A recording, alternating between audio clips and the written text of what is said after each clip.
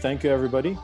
Today we have a very special guest. Sanjay is a tech entrepreneur and author and is best known for founding and selling Audiobooks.com. He's the president of Aquanta Group, the managing partner for 500 Startups Canada, an angel investor, and an active philanthropist. Sanjay has co-founded 6 companies, 3 of them successfully, while being an ongoing investor in over 20 startups. His book, which we're going to discuss today, Zero to Tesla, chronicles the whole improbable journey of how failure doesn't prevent success. It only delays it. These days, Sanjay works on perfecting the service industry with the opening of his first lounge in Toronto, Coffee, Oysters, Champagne, developing new technologies that help elevate the customer experience, which we'll talk about later. Sanjay has also launched the Nikean Foundation, funding research trials to treat mental disorders, including anorexia, depression, and PTSD. Sanjay is one of the godfathers of the Canadian startup ecosystem, and a great honor for you to have us join today. Thank you so much, Sanjay, for being here. Thanks for having me, Joseph. Appreciate it. Awesome. So, Sanjay, if we can just, I kind of skipped a lot about your background. If you can give us a little bit about that before going into the story of the book. Sure. Let's see. I, moved to Canada when I was 3 years old. I was born in New Delhi, India, and always kind of thought I was going to be an entrepreneur because my dad was an entrepreneur. He started out as a physics professor, variety of reasons why he couldn't teach, and got into real estate and property development. So I kind of learned from an early age that you can remake yourself to be whatever you need to be. And started my first business coming out of business school, went bankrupt, started my second business. A few years later, went bankrupt again. That was a major bankruptcy, personal as well as corporate bankruptcy. Then I got fired a few times in corporate jobs, and eventually started Audiobooks.com. And coincidentally, at the same time, started receiving treatment for bipolar disorder and married an amazing woman. So all 3 of those things were very tightly related, actually. And ever since then, it's been, it's not that nothing can go wrong. There have been failures along the way since then too, but they're all kind of on the backdrop of this one massive success that was Audiobooks.com and other opportunities that keep coming along. It's kind of once you do well with a business, it seems to attract lots of other successes. Mm-hmm. Great, a lot to unpack there. So, what was sort of the impetus to kind of write this book? I think I'd always considered myself a writer. I'd taken to submitting abstracts to magazines. I wanted to get published in a magazine that I could buy on a rack.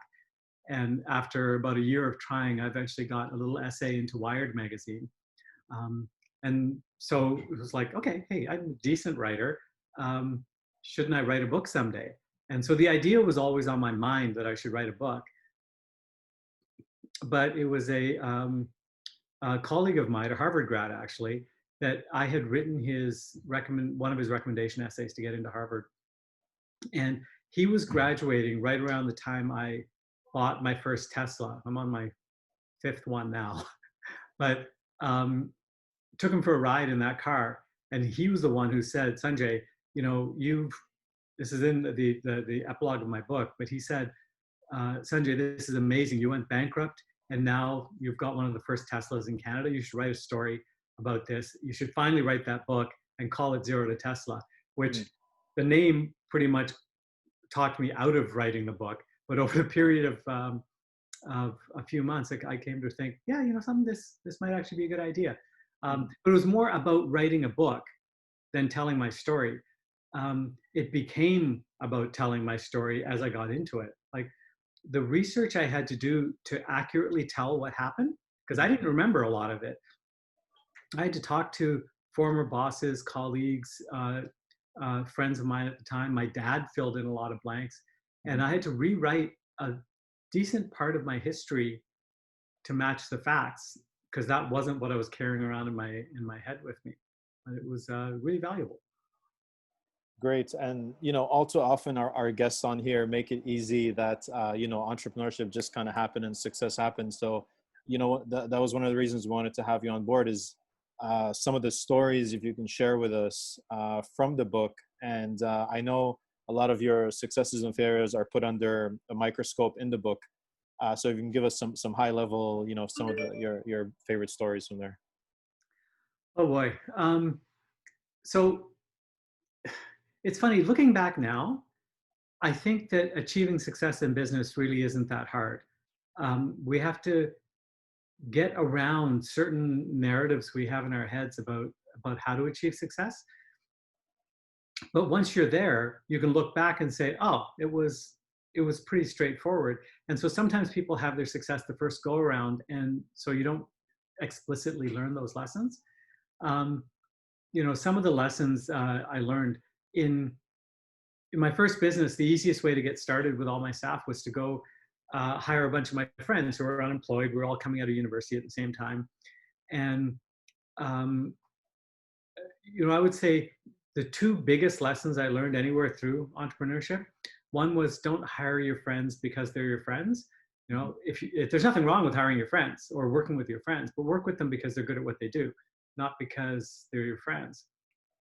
Um, so so I got smacked upside the head on that one, where it seemed all these people that I thought were my friends suddenly were work associates, and the friendship was second. And I didn't realize that dynamic had changed. And so I behaved improperly. They behaved improperly. Nobody, nobody escapes blame there. The second lesson was that I needed to listen to people more. Mm-hmm. I received lots of good advice along the way on what I should do. And I just, whatever, I was smarter than everybody else. When I submitted my business plan to my entrepreneurship professor at Cornell for the video delivery service, that was my first startup, he said that there's 7 other companies that have tried to do this business idea before you, and all of them went bankrupt. What makes you think you're going to succeed? And I said, it's because I'm smarter than they were. Mm-hmm. And that statement in itself proved I wasn't, but there wasn't anybody around that I was willing to listen to that could give me that message. It wasn't that I didn't have advisors. It was that I just didn't want to listen. So how do you go about building the right team and, kind of selling your vision to others and rallying them around your crazy startup idea? I found that selling the vision was always the easy part. As soon as I got excited about something, I would just start talking about it, and you can see other people's eyes light up. So your own natural enthusiasm will carry through to other people. Mm-hmm. Having advisors, you need to decide before you get into whatever project you want to start, who it is that you're going to listen to, and then keep listening to them. Because when you get into the muck, sometimes it's very hard, to hear somebody else say that your idea is not going to work. You don't have to listen. You don't have to do what people tell you to, but you have to listen. And so having that core group of people, 2 or 3 that are CEOs, people you respect, people who've done what you want to accomplish. If you ask them for help, just to sit down and have a coffee once in a while or chat, most people will respond positively to that. After a couple of bankruptcies, I developed a better and better network of these colleagues that could step in and say, who weren't afraid to step in and say, hey, you're saying you're going to do this, but this is what you did last time and it didn't work out. What do you want to think about that? Like there was one time when I, after my big bankruptcy, the second failure, I decided I didn't want to be a CEO anymore. That I wasn't capable of being a CEO or listening to people or taking advice. And we reached a point with the audiobook company when I was sitting and having lunch with a former boss of mine who had fired me. And I was talking about how, the company wasn't growing. My partner wasn't happy being CEO, but I didn't think I could take it on. And he actually shook me and said, dude, it's been 10 years since that last failure. You're not the same person you were. You need to take the reins on this one. And I did. And that's when the company actually, I was just more aggressive than my co-founder, and the company just kind of took off from that point. And I continued to make some bad decisions, but I listened to people. And by then I'd learned to listen to my father when he gave me advice. And my dad also learned how to give me advice, which is not to say, Sanjay, if you don't do this, you're an idiot, but to say, hey, you do what you want. This is what I think you should do, but you do what you want. And that made me way more careful because I didn't want him to be able to say, I told you so. So yeah, I just became a better listener as time went on. And what's your advice in terms of actually being open to receiving advice? I don't know, man. I had an intervention staged on me. There was a point when, again, with the second company that went bankrupt, which was called Nikean, I walked into the office one day and 8 of my employees surrounded me and sat me down and said, we need to talk to you. And I went into a blind rage. It was like, oh my God, mutiny.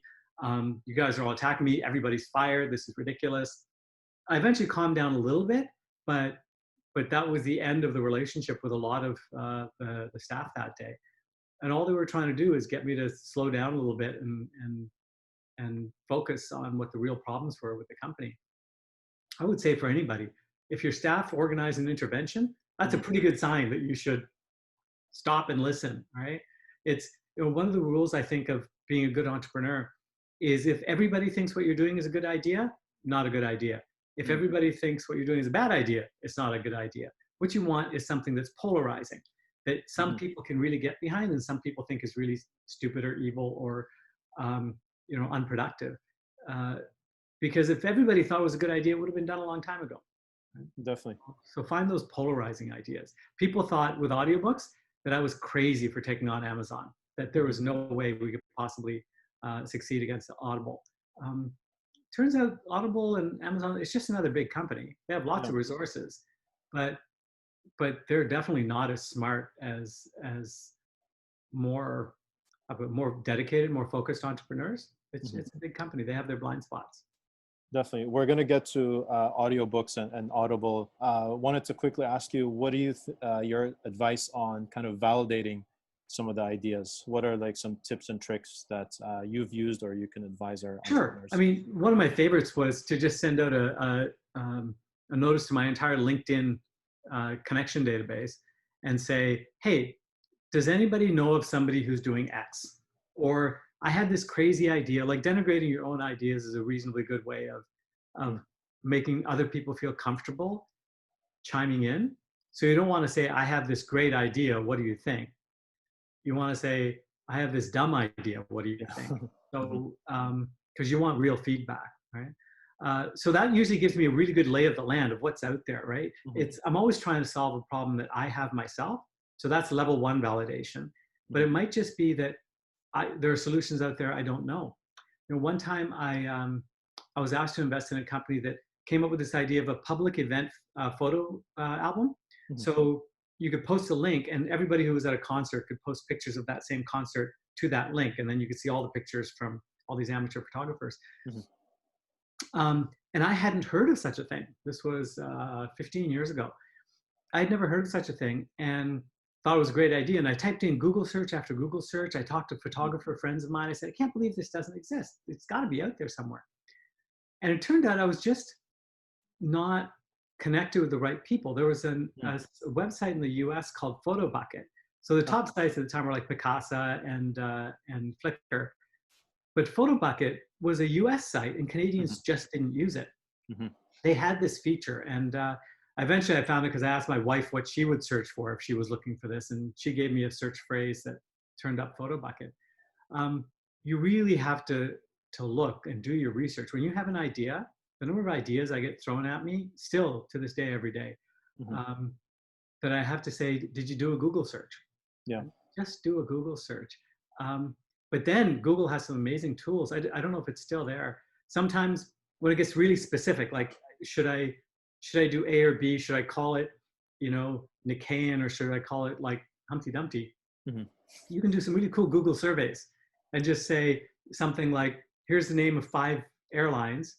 Which one is the safest? And one of them could be your fictional new airline and see how many votes it gets versus the other fictional airlines and a couple of real ones. So that's like concrete, but I found always the best, absolute best validation I got is by putting up a web page with a credit card entry information on it, like a registration page, Yeah. and say, if you would like to reserve your spot in line to get this, fill out the form here and enter your credit card information. That'll tell you if people want to buy it. You can always apologize later that the product's not available. Just don't charge people. But Sure. the willingness to enter a credit card is huge validation.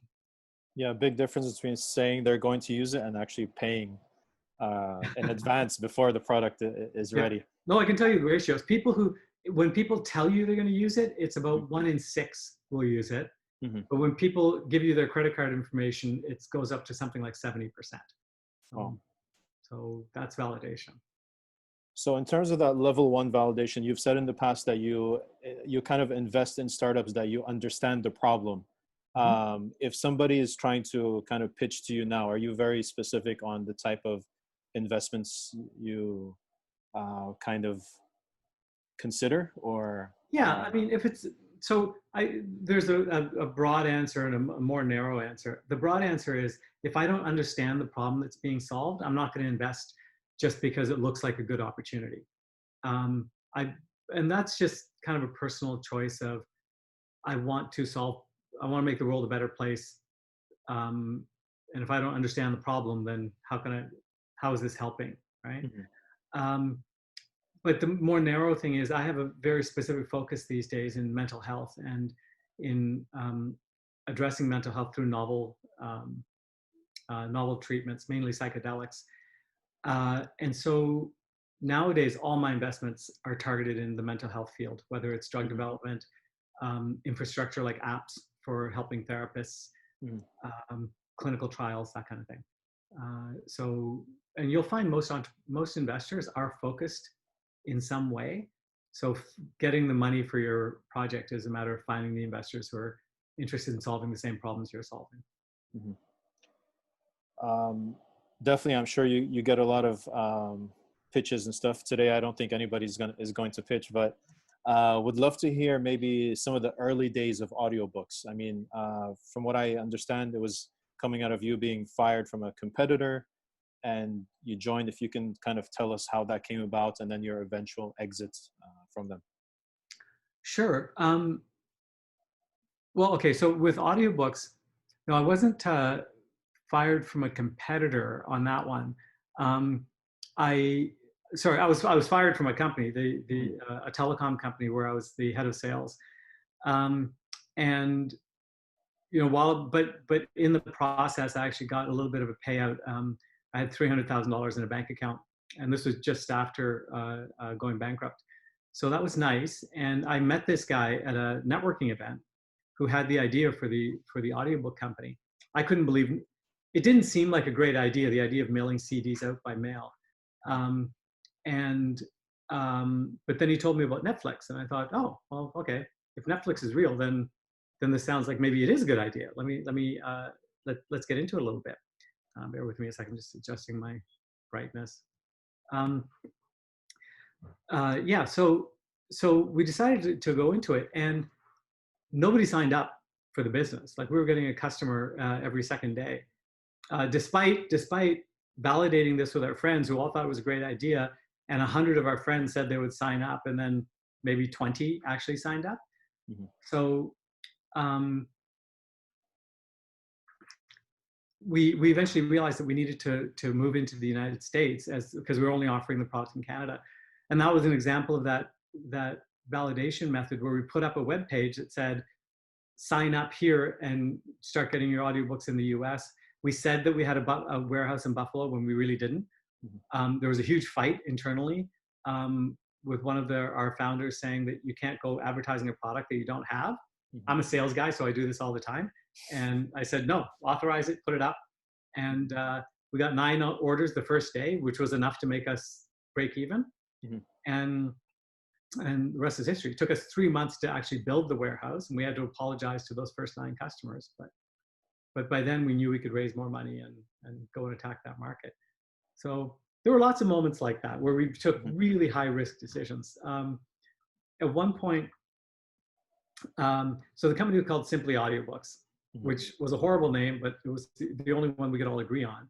And there was a point where audiobooks.com was available as a URL, and we couldn't decide if it was worth the $1 million that the guy wanted for it. And as a test, we started driving traffic to the audiobooks.com website, because you can tell in Google AdWords how much you're paying for that traffic. Even though we weren't receiving the traffic and we couldn't see how many of them were converting to customers, we had a reasonable idea how many would Yeah. convert.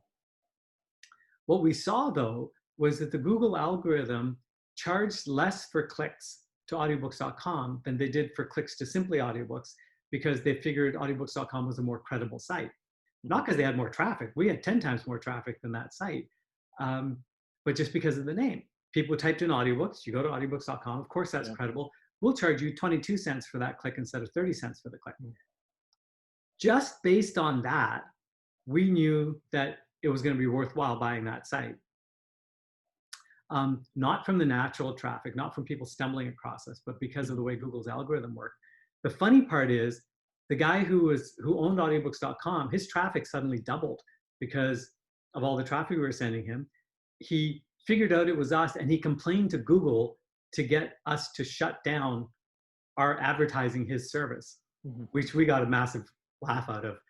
We did shut it down, and then we kind of knew what the value was of the business. We, of course, told him something else, that it was an accident that one of our junior programmers had done, and eventually came to terms on buying the business, or buying his URL. When he found out what we were doing with it, which was launching a brand new audio streaming site, he was furious. He tried to go back on the deal, tried to take back his password, everything. But Yeah, it sounds like you're really scrappy in terms of getting that done. And actually on Google Ads, there's a lot of ways to validate your business model and checking, looking at the Google trends to know what people are searching for. yeah. So what was your go-to market? So your Canadian startup moved to the US, and you said you had this warehouse. What was sort of maybe your go-to market, or what fueled that growth as you moved to the US? Oh, it was AdWords, right? We weren't getting anywhere, and I found this $19 pamphlet that was being sold by, I think his name was Andrew Gold at the time, talking about this cool new thing called AdWords. Mhm. And audiobooks are a thing where only 2% of the population listens to a lot of audiobooks, the kind of people that would be our customer. And so you can't aggregate them anywhere, right? You can't. There's no clubs for them. There's no real magazines for them. There's nowhere to advertise. But AdWords was something where you could, for the very first time, aggregate disparate communities of interests. And we happened to be the first one to use AdWords for audiobooks. But within 6 months of us launching, 3 other companies were up with our exact business model. One of them had even cut and pasted text from our website, our learning page and things like that, onto their website. And we had to send them a letter saying, hey, dude, we don't mind the competition, but you got to stop like blatantly plagiarizing our website. So they changed their website. We all, being first and I guess having some cool marketing tricks, we were able to stay bigger than all of the other competitors combined. And eventually there were 6 with our exact business model.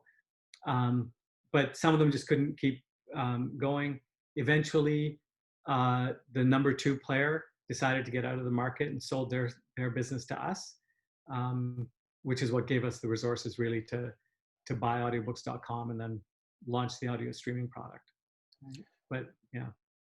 Yeah, great. Before we move on I wanted to hear your BlackBerry story. Question from Baidun here in the chat. What was the issue, that the market wasn't ready to go on audiobooks, or the marketing communications?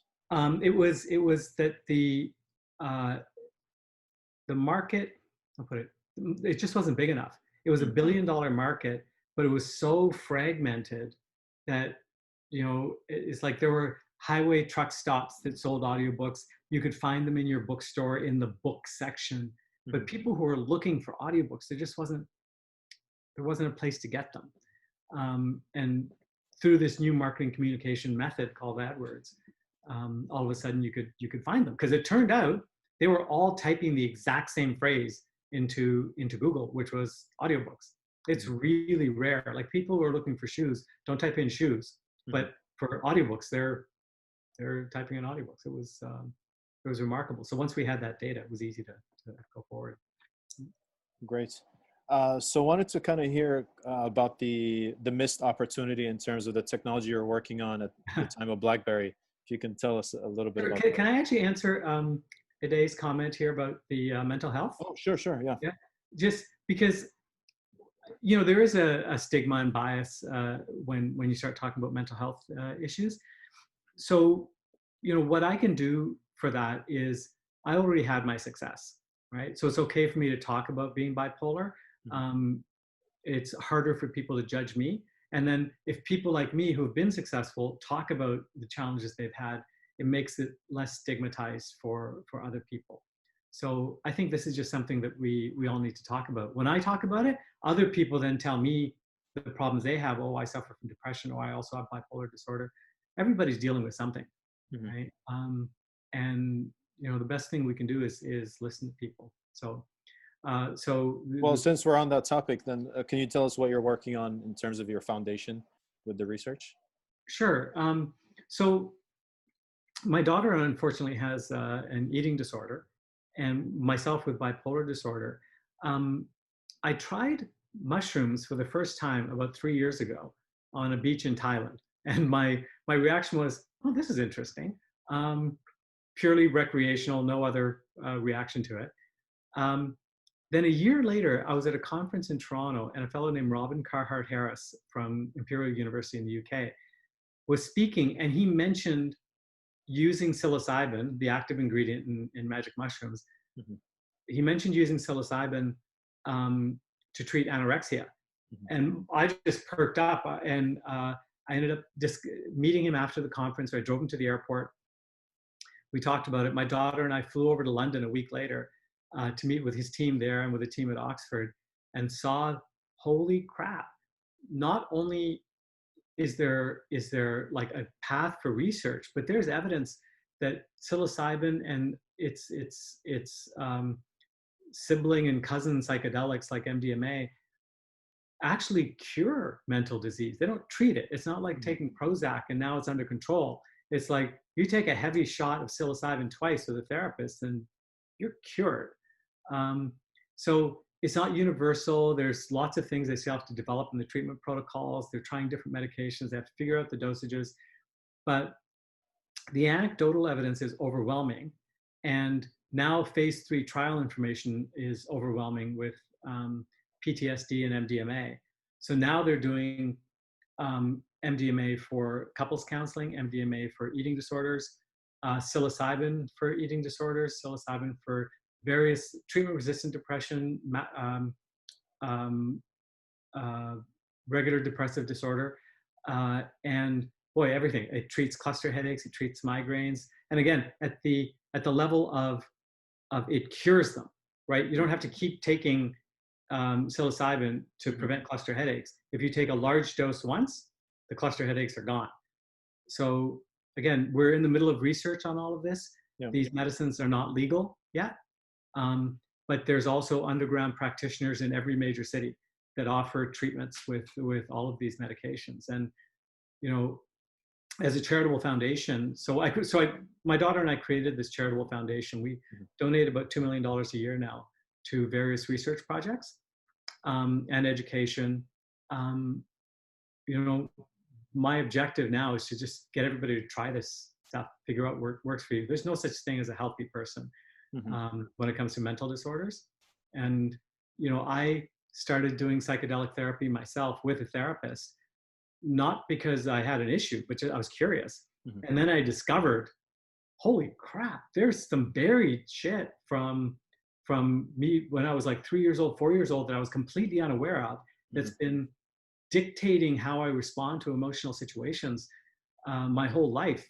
That if I don't know how I would have gotten this out of myself at age 12, but man, it would have been nice to be able to explore my psyche more deeply 30 years ago. I might have avoided a ton of the stuff the negative things that have happened since then, including the bipolar disorder.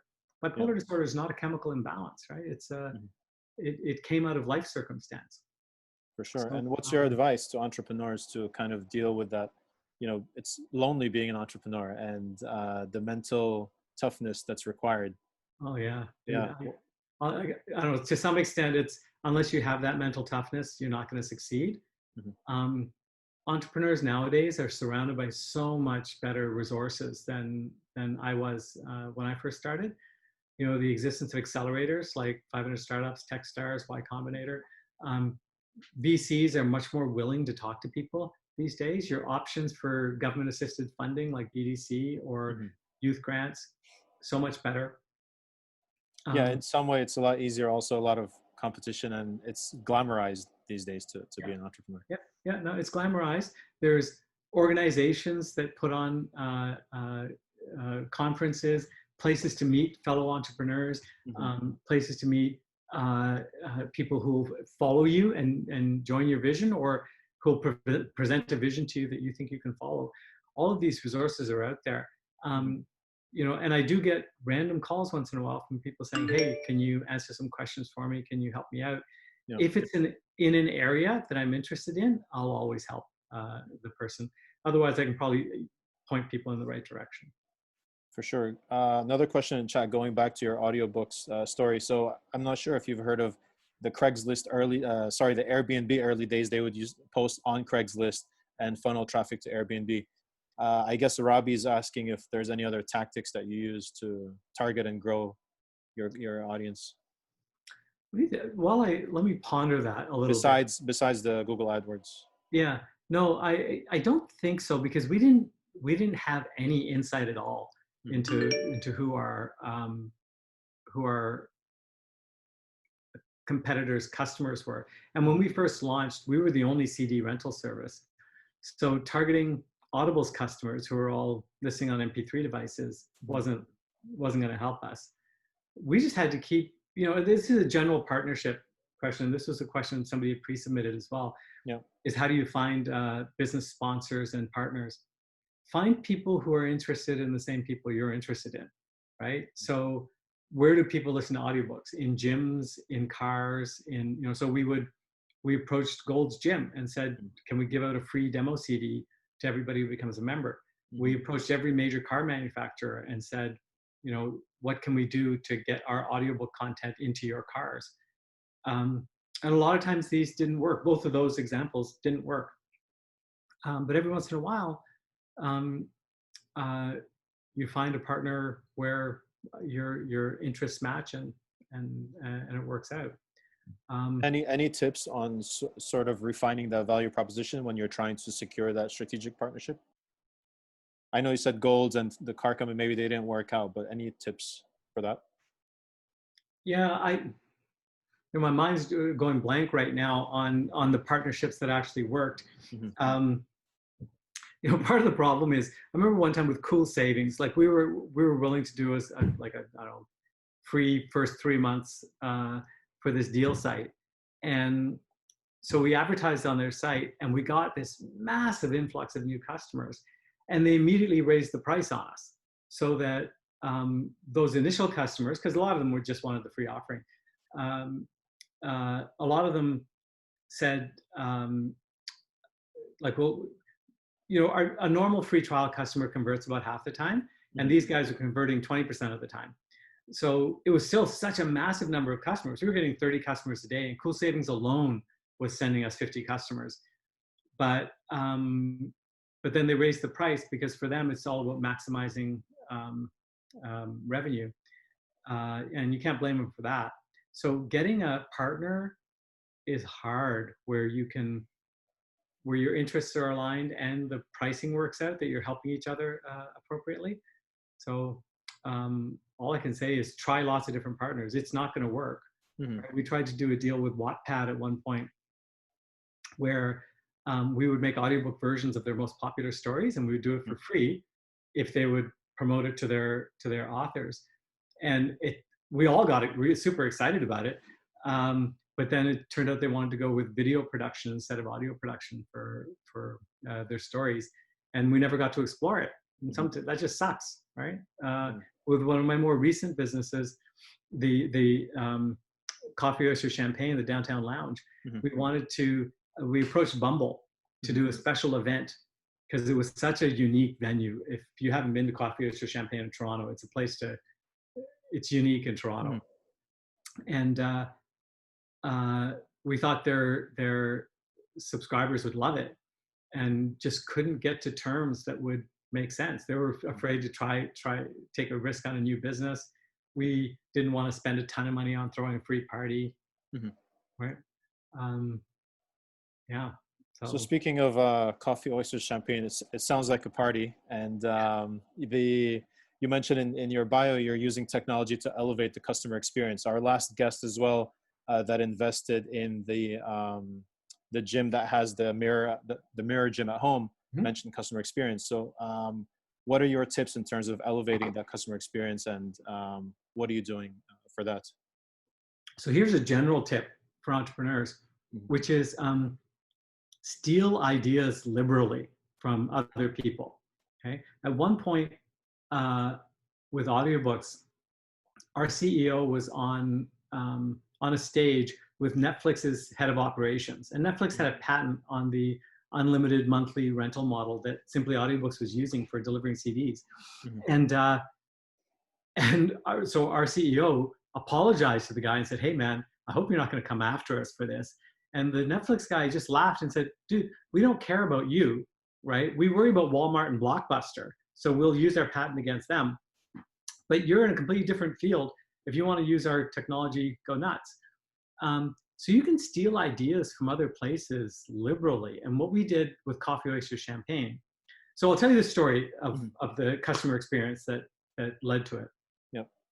When I was venture partner with 500 startups, between meeting with people to raise money for the fund and meeting with entrepreneurs who were pitching their ideas, I had, in the course of 1 year, literally 50 meetings in 1 year at the same restaurant, because it was Chibo in King West. It was just down the street from my office. There were times when I went in there 3 times in one day, and the hostess, who had seen me the previous two times, would be blank face, "How can I help you?" The 51st time, the manager was still saying, "Hello, sir," not "Hey, Sanjay, good to see you again." Yeah. Like, how is this possible? And I thought, there's got to be a way to, and also, it's not like I wasn't introducing myself to the servers. The servers just kept changing. There was this turnover all the time. So I thought, there's got to be a way with technology to solve this problem. And so I thought, okay, we'll start a restaurant. I sold my company. I had a bunch of money. I always thought, let me open a bar. Like, what guy doesn't think at some point, yeah, I want to own a bar on a beach, right? Yeah. No convenient beaches around here. So let's open a bar in downtown Toronto. It'll be great. Talked to one of my friends who had opened bars before, so I knew he was good at it. Talked him into becoming my partner. And set to work, I hired a software developer, set to work on creating some CRM software that would get everybody's name when they came in, enable us to take notes, have a text messaging component that would keep in touch with people when they weren't in the restaurant. And then came up against the hard realization that it's actually not a technology problem. It's a training problem. Our staff, it's a training problem and a giving a damn problem, which is the reason Chibo didn't remember who I was is because they didn't care. Doesn't make them a bad restaurant. Yeah. They just didn't care about that part of the experience. And so my partner and I cared. So we just made sure we trained our staff. We gave them this really cool tool to use to interact with our customers. But at the end of the day, it was training. And so what we did as we were creating this concept, because Coffee Oysters Champagne is a speakeasy. I don't think that's giving away any secrets. But it flips speakeasy on its head. So it's not you're in a place and there's this cool little secret room somewhere. It's like you're in a place and you're not in the real restaurant. The real restaurant is completely hidden away. There's a whole story about getting back there. It's and it's novel in its own regard. It takes you to a different time and place. So we stole from the movie Midnight in Paris. We visited lounges in New York and LA, and we stole little ideas from here and there. We stole the best staff we could find from other restaurants. We discovered that all the best people seem to be actors. Whenever we ask a great server, hey, do you have any acting experience? The answer is always, yeah, I did a little stuff on Broadway, or yeah, I do bit parts on Rules Like, or I'm a model. So we hired them all and we told them they could be actors. So now they act like servers in a restaurant. And we're opening up a new place now too, at John in Richmond, called Marked, which is another novel concept. So that'll be open in July, because we have a massive ass patio, and you can only go to patios these days in Toronto. Nice, and hopefully things are getting back to a new normal now. Yeah. A question coming in the chat from Baidu, and he's asking, what tool did you use to train the staff? Something custom that you built? No, we thought about building a custom tool that would enable us to do video training. But in the end, we were able to distill everything down to just a few basic concepts. And so we just drill people on it. So it's live training. The managers have to believe in it. The managers have to make sure the staff are doing it. Great. But then our text tool is actually kind of handy. It keeps reminding our clients, like you give your phone number and you come in and you get a text welcoming you to the restaurant from the owner, who Isabel. And it reminds you to ask management about certain things. It reminds you to ask your staff. If you check in and you've previously been served by somebody who's on duty, that person gets a text message saying, client so-and-so just walked in, is sitting at table 202, go say hi. It amps up the level of personalization. Very high touch. There's a bunch of questions in the chat, but I wanted to know, before we run out of time, your 500 startups experience. So you're a Canadian entrepreneur, and I was surprised earlier when you said none of the strategic partnerships work, but you managed to bring this huge organization, to Canada. Can you tell us kind of, the nuts and bolts of that, and kind of how the whole ecosystem is coming up in Canada? Sure. So with 500 Startups, I was an investor in their US fund. Because I wanted to get involved in entrepreneurship. I knew who Dave McClure was, had heard that 500 Startups was doing great things. Fine, let's write a check. And as I got to know the organization better and better, going to their meetings, I used to travel with their staff certain places for their annual offsites. I loved their mission, and I would ask Dave, how about opening up a branch in Canada? And he always said that I only work with people that I know. And so if you want to sell your company and go open up a branch in Canada, that's great. Let's talk about it. But you can't do it part-time, and I don't know anybody else. So that was the trigger for me. That I used to get calls every once in a while from people interested in buying the company, but I wasn't interested in selling. The next call I got, I said, okay, you can go ahead and do due diligence. Then I called up Dave and said, hey, I'm selling the company. Let's open up 500 Canada. Then proceeded a tortured year of negotiations. And there's a lesson that I already knew, but that was reinforced so strongly. I'm going to repeat it here.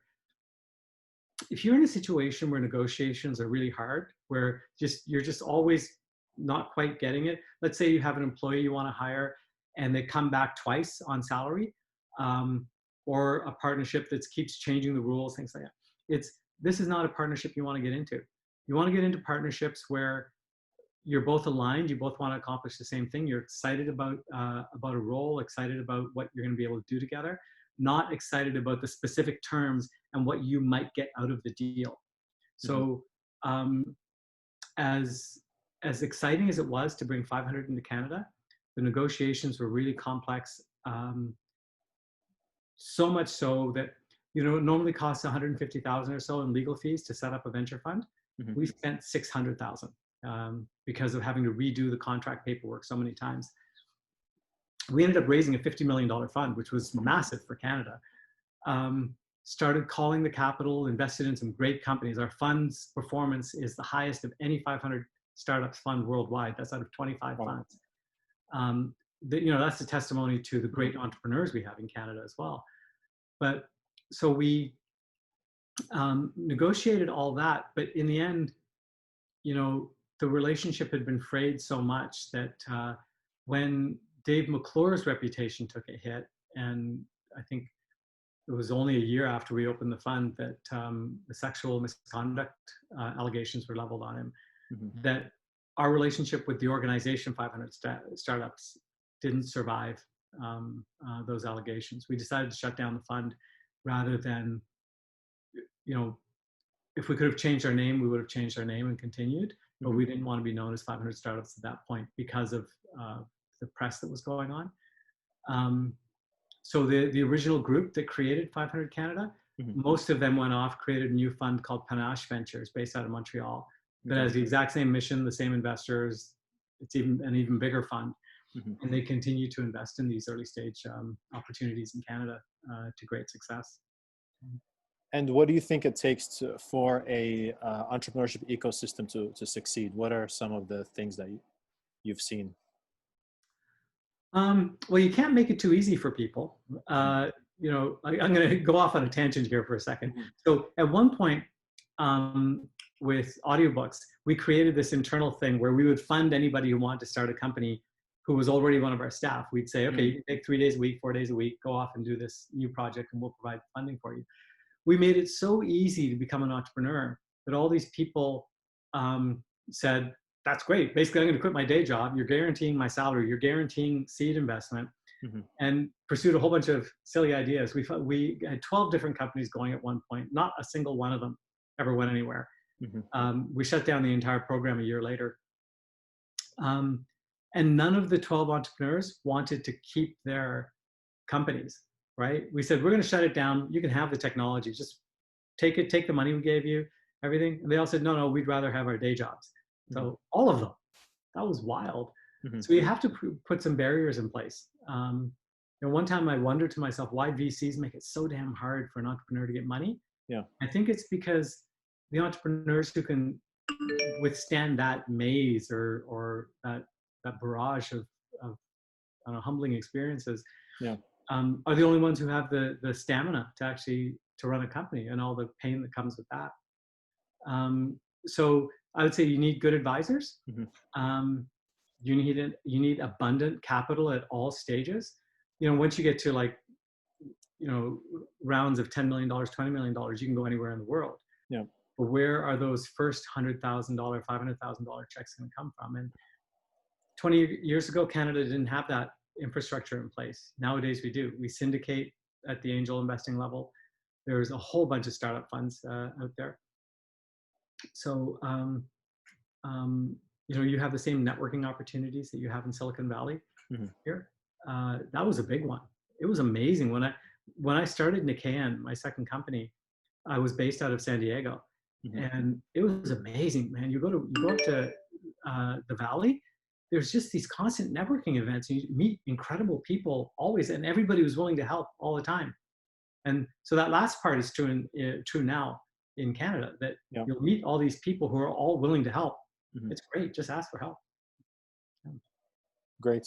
I'm sure a lot more stories can come out of that, but in the last 10 minutes that we have you here, wanted to kind of tackle some of these questions that were sent in. And there's a couple of like verbal mannerisms that I've heard, like that you've said, like follow your passion is bullshit. So if you can kind of, you know, tell us, kind of unpack that a little bit and understand your thinking behind that. You know, I would say solve a problem that you find interesting, right? But following your passion really is bullshit. My passion is video games, right? And back when I was in high school, my dad got a TRS-80 and I learned how to program it. And all I wanted to do was create versions of Monopoly and Risk for personal computers. But the harder problem was hardware. And so I decided to do hardware because I thought computer science was too easy. So time will tell, or sorry, we'll never know if that was the right decision. Maybe I should have gone into computer science. But I find that you know, keep your hobbies your hobbies, keep your passions your passions. If you happen to overlap between a passion and something that'll make you money, that's awesome. But using that as a way of finding your career, I think is not wise. find something you're good at that you have an interest in, right? That you don't hate. So yeah, that's the reason for that. Also, you know, the other thing that the other bullet I love is, you know, don't ever quit. Mm-hmm. No, screw that. Quit all the time. The number of times I've quit or been fired, just get back up, right? Afterwards. It's the people who don't quit and go bankrupt typically are the people who never regain their footing, and they don't get invited to speak to a great group like this, Mm-hmm. right? It's I happened to quit and then become successful, so I can tell you, quitting was the smartest thing I ever did with some of my earlier businesses. I could have kept on going. The ideas were great, but Definitely knowing when to stop is really, really important. I have a question here from Pushwaz. He's asking your perspective on first-time solo founders.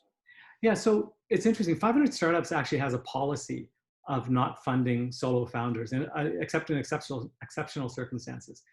And I'm a little bit ambivalent about that. I've found myself that I function best in a partnership. So it's like I can be the CEO and make all the business decisions when somebody else is making the technical decisions. And we have a good working relationship. That's really what you want, is a partner where you can go into each other's offices or to each other's desks or go for a drink and really unburden yourself with what's on your mind or what's bothering you about the staff. Going it really alone is really hard. Mm-hmm. And so your chances of success are higher if you're in it with somebody who you consider maybe not a 50-50 peer, but you know, a 70-30 peer, somebody who you're going to actually listen to. It's just better. It's not that I won't fund a solo founder. Sometimes individuals are great and they can build a fantastic team around themselves. It's just that I'll have to deal with fewer calls talking somebody off a ledge when it's a partnership than a solo. Great. We usually stop at 150, but there's so many questions, like my screen is just going red everywhere, but let's just tackle these quick questions. Rabi Isma is asking, what book are you currently reading, and what entrepreneur has had the most, you've gotten the most inspiration from? Sure. So the book I'm currently reading, I always read two books. One is an audiobook that's nonfiction and one is fiction. And so the fiction is a sci-fi novel about an artificial intelligence that's trying to take over the world. It's called Columbus Day. Great book, great series. And the other one is called, My Life with LSD. And it's a story of a guy who did 73 high dosage, 300 to 800 micrograms of LSD, 73 experiments with a therapist, took notes, and discovered the ultimate underlying nature of reality. So I'm into like his 9th episode right now.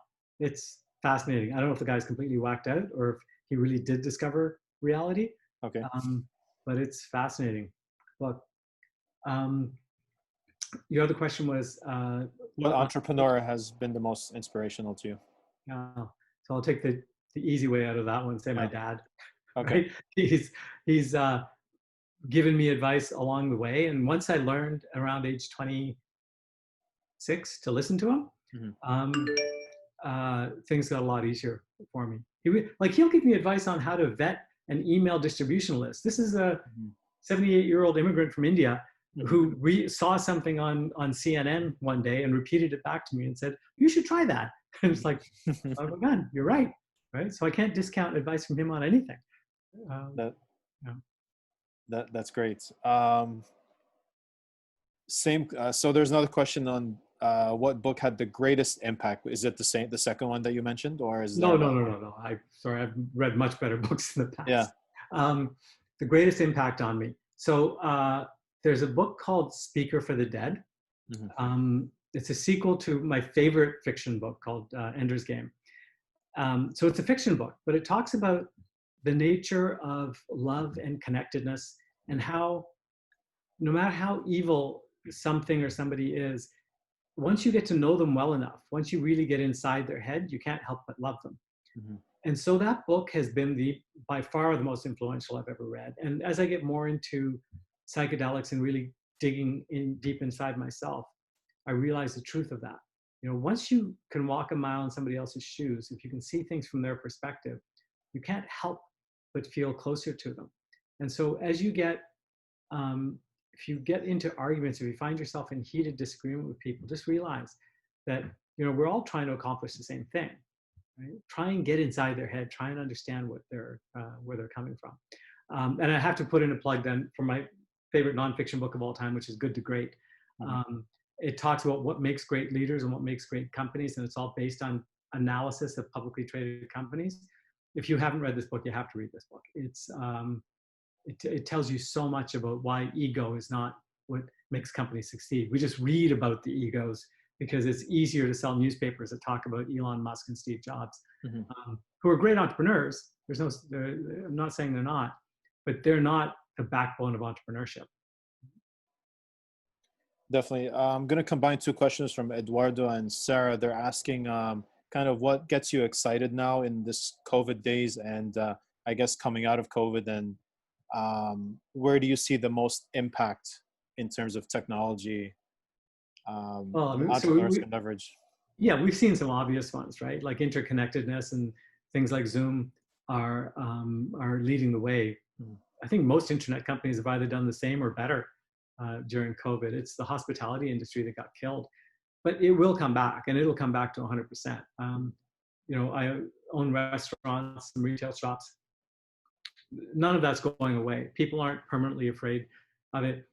As an investor, I want to invest in cruise lines and airlines because nobody wants to travel less. There's all this talk about how the world is permanently changed. No, I'm hoping the way the world is permanently changed is we all wash our hands a little bit more and cover our mouths when we sneeze and don't go out when we're sick. I think that'll address 80% of the problem. So, but people are more concerned about health. They're more aware about disease. So there's going to be more innovation in the biotech sphere or medtech sphere, and it'll be easier to get funding. Right now, there's a slew of psychedelic research companies that are going public using the RTO mechanism on the Canadian exchange. I think it's a travesty that this much money is available so easily for people who can just spin a good story. Because I know what's really happening in the background with psychedelics, and we're years away from public offerings of useful treatments. But right now, the money's out there. So if you want to spin a story about mental health and psychedelics, it's easy to raise money, right? So and anything to do in the health sphere is easy to raise money. Definitely. So we just have one more minute left. I've been getting some messages regarding how do they reach out to you and all that. I know your LinkedIn is blocked. Your Twitter isn't active anymore. Is the best way to reach you to come hang out at Coffee, Oysters, and Champagne and wait? That is absolutely the best way to reach me. Absolutely. In fact, I say this to people all the time. If you want to get together with me, then meeting up for a drink or coffee at Coffee, Oysters, Champagne is easy. I'm there for at least one night a week. I just saw in here what Speaker for the Dead. Speaker for the Dead is actually fiction by Orson Scott Card, and it's the sequel to the Ender's Game novel. So awesome. Yeah. So, and by the way, it's not that with Twitter, it's not that I don't believe in social media. I just like meeting people live. And so for connecting to me on LinkedIn, you just need my email address, which is sanjay@aquantagroup.com. I think you have that email address. Yeah, I'll share it with you. Awesome. Is there anything the community can support you with in terms of the research and all that you're working on? I would just say, if you haven't already, try psychedelics in a therapeutic environment, which means high dosage, eye shades, music, therapist in the room. If you need advice on next steps, I'm happy to provide them. But yeah, get out there,